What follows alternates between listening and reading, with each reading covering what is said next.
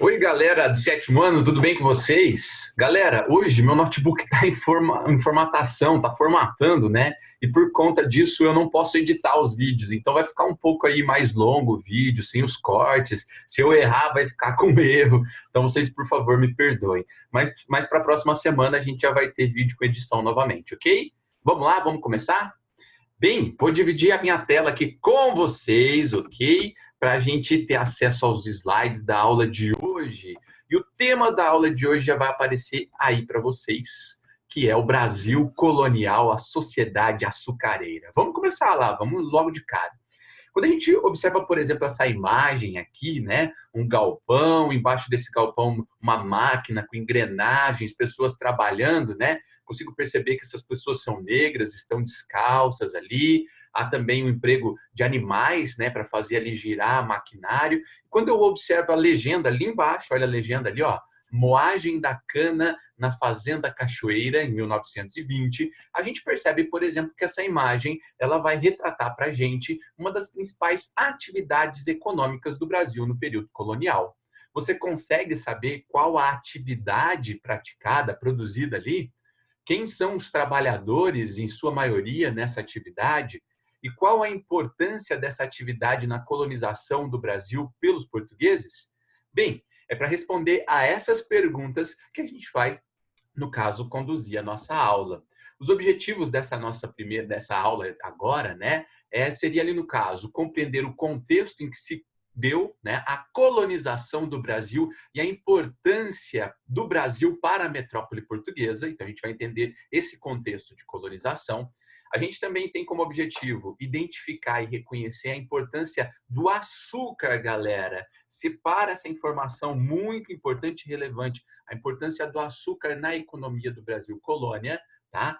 Também vamos precisar ali conhecer a estrutura e o funcionamento dos engenhos de açúcar, identificando os escravizados africanos como a principal mão de obra. A gente vai ver até uma análise de um padre, né? Que, ao observar os escravizados ali, ele vai dizer: os escravos são as mãos e os pés do engenho. Vamos tentar entender o que é isso. Identificar os grupos sociais que compunham a sociedade açucareira no Brasil colônia e, para finalizar, conhecer a estrutura e o cotidiano das vilas coloniais brasileiras. Bem, nas outras aulas, a gente veio observando a colonização portuguesa e a gente percebeu que entre os anos de 1500 e 1530, tá, houve pouco interesse português nas terras americanas, no Brasil. As poucas expedições que vinham para cá eram expedições, né, de exploração, ou se não, vinham para cá para fazer o escambo do pau-brasil com os indígenas. Bem, entretanto, a partir de 1530, com a crise do comércio das Índias, com as invasões estrangeiras de franceses e ingleses aqui na América, tá? E a descoberta de ouro pela coroa espanhola aqui na América também, isso tudo motivou os portugueses a virem também para o Brasil. Isso deu início ali, né, à colonização portuguesa do Brasil. Bem, nós devemos perceber que a primeira colonização aconteceu lá em 1530 com Martim Afonso. E desde então, desde 1530, o Brasil começou a ser explorado pelos portugueses através da formação de uma economia açucareira. Eu até separei essa imagem para representar isso, né? A cana-de-açúcar passou a ser cultivada aqui no Brasil e seria a forma de exploração econômica dessa colônia portuguesa, ok? A cana-de-açúcar ela foi trazida aqui para o Brasil, ela não é uma planta nativa, tá? É uma planta de fora, com Martim Afonso entre 1530 e 1532. Essa planta, cana-de-açúcar aí, ó, ela é de origem asiática, tá? É um produto muito raro, na época era considerado muito raro e valiosíssimo, tanto que era usado como remédio, era considerado uma iguaria, e se você tivesse a oportunidade, né, de conhecer nobres e precisasse presentear os nobres, era muito comum você presentear os nobres com um punhado de açúcar, tá? Era um presente, por exemplo, para bodas, presente de casamento para pessoas nobres, para pessoas que já tinham condições econômicas muito boas, tá? Imagina só a gente poder presentear alguém com açúcar, tá? Isso parece inconcebível para a gente hoje, mas é que na época era de fato uma planta e um produto muito raro. Gente, a cana-de-açúcar, ela passou a ser cultivada aqui no Brasil, tá? colônia em larga escala. O que quer dizer isso? Né? As plantações elas eram gigantescas, plantações em latifúndios, tá? Grandes fazendas. E esse açúcar produzido aqui, tá? Ele deveria ser vendido prioritariamente, ok? Para os portugueses. O que quer dizer isso? É que, no caso, né, esses colonos que vinham para cá, para as capitanias hereditárias, que a gente viu já na outra aula, eles fundavam aqui, no caso, uma colônia, e eles tinham, né, a exploração da cana-de-açúcar como principal atividade econômica. Mas como na época existia o mercantilismo, aquela prática econômica, né, que promovia o enriquecimento do rei absolutista, de acordo com as regras do mercantilismo, as pessoas só poderiam comprar, ou melhor, só poderiam vender seus produtos aqui na colônia para a metrópole, para, no caso, a coroa portuguesa. E diante disso, né, o principal lucro da coroa portuguesa era a exploração de açúcar aqui no Brasil. Mas por que exatamente a cana-de-açúcar foi comercializada e cultivada aqui no país, ainda na época uma colônia, nem esse país existia? Por três motivos principais. Primeiro motivo é porque era um produto valioso, como a gente conseguiu ver no slide anterior.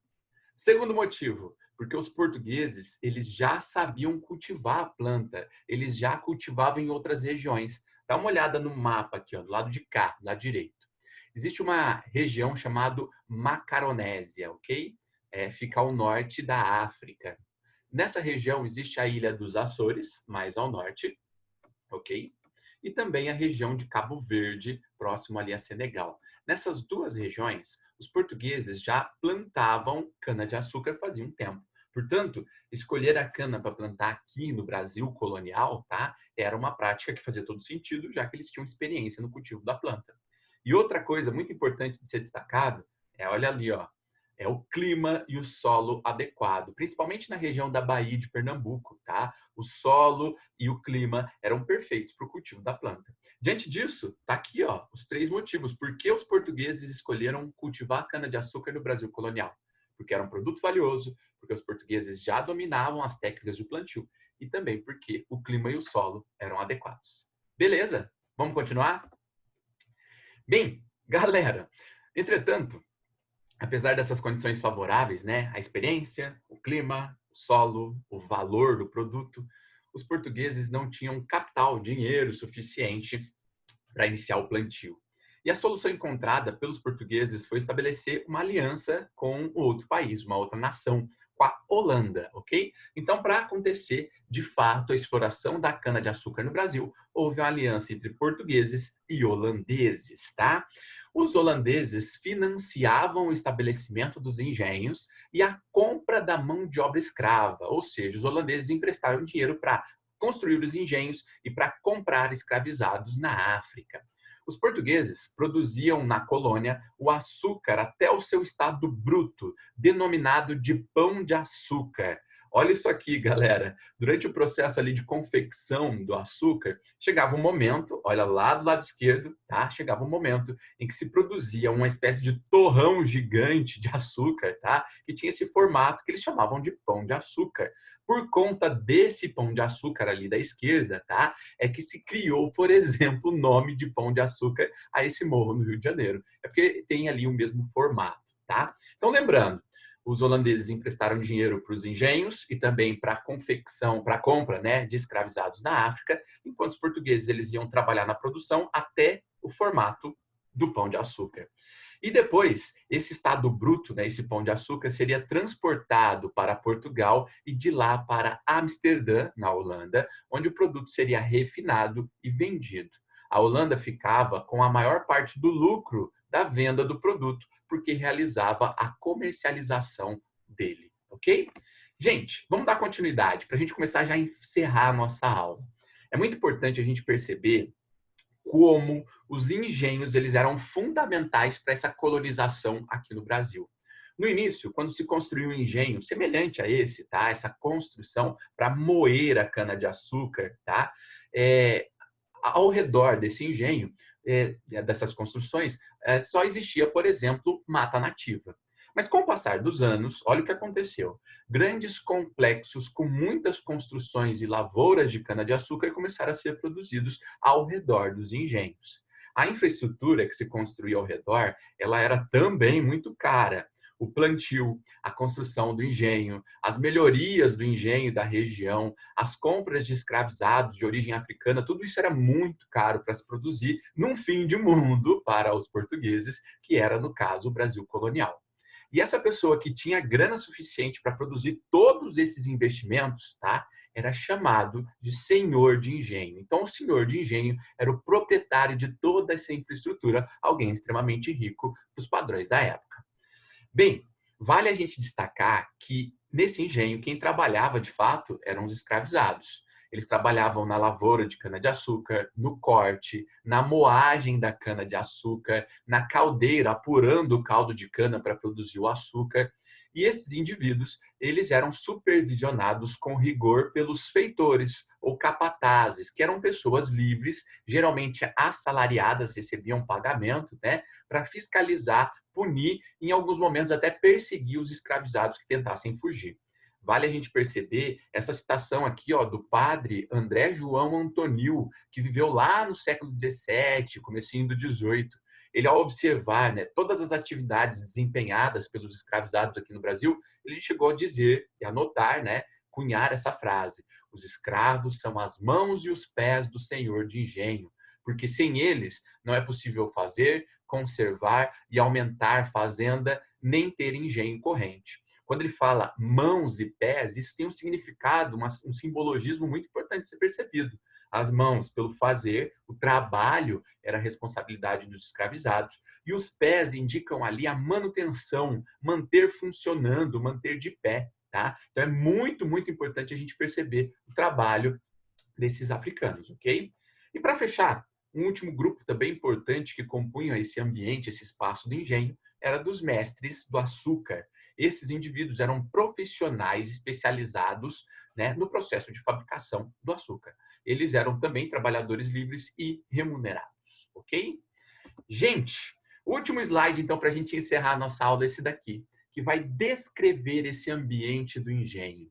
Além das plantações de cana-de-açúcar, além do engenho, havia ainda hortas, currais, né, para produzir alimentos, para servir o senhor de engenho e sua família. Existiam também roças de subsistência, né, para cultivar ali alimentos para as pessoas livres. Existia um ambiente da casa grande, onde vivia lá o senhor de engenho, da senzala, né, o ambiente dos escravizados. Olha, por exemplo, essa imagem, para a gente ter uma noção e começar já a fechar a nossa aula. Além da casa grande, além do espaço, por exemplo, aqui, número 2, onde está, aí ó, sem edição, a capela, né? E também o espaço da senzala, da roda d'água, percebam quantos outros lugares existiam. Olha ali, ó, a moenda de cana-de-açúcar, a fornalha para apurar o caldo de cana, a caldeira, né, que produzia energia, produzia calor. 8, a casa de purgar, onde fazia ali apuravam, né, e separavam o melaço da cana, já que vai, no caso, ser cristalizada, tá? Então tinham vários outros espaços, ó, o canavial, a roça dos escravizados, o transporte de lenha, tá? A morada dos trabalhadores livres, também o eito, a roça, ou seja, esse ambiente do engenho, tá? Ele era extremamente rebuscado, extremamente elaborado. E era nesse ambiente que se dava a convivência, então, desses colonos portugueses. Vale lembrar que ainda existe um outro lado, que a gente vai estudar posteriormente, que é o dos indígenas. Mas para a aula de hoje seria apenas isso, galera. Perceber, então, a criação dessas colônias ligadas ali ao cultivo da cana-de-açúcar aqui no Brasil. Na próxima aula a gente vai começar a estudar, então, a sociedade que se forma, né, nesses ambientes. A gente vai estudar também as vilas, as cidades e até o comércio interno que existia no Brasil colonial. Mas por hoje é só. Um beijo e até a próxima aula.